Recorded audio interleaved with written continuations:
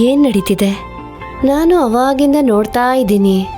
ಸಂಧ್ಯನ್ ನೋಡ್ದಾಗಿಂದ ಮುಜುಗರ ಪಡ್ತಾ ಇದೆಯಲ್ಲ, ಯಾಕೆ? ಹಳೆದೆಲ್ಲ ನೆನಪಾಗ್ತಾ ಇದೆಯಾ? ಪುಟಿ, ಏನಮ್ಮ ನೀನು? ನನ್ನ ಬಗ್ಗೆ ನೀನು ಇಷ್ಟೇನ ಅರ್ಥ ಮಾಡ್ಕೊಂಡಿರೋದು? ಮತ್ ಯಾಕೆ ಹೀಗೆ ನಡ್ಕೋತಾ ಇದೆಯಾ?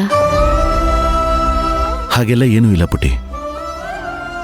ಬಿಳಿ ಹಾಳೆ ಥರ ಇದ್ದ ಸಂಧ್ಯಾ ಅವ್ರ ಜೀವನದಲ್ಲಿ ನಾನೊಂದು ಕಪ್ಪು ಚುಕ್ಕೆ ಆಗ್ಬಿಟ್ಟಿದ್ದೆ. ಅದರಿಂದ ಅವ್ರ ಜೀವನ ಏನಾಗತ್ತೋ ಏನೋ ಅನ್ನೋ ಆತಂಕ ನನ್ನನ್ನು ಯಾವಾಗಲೂ ಕಾಡ್ತಾ ಇತ್ತು.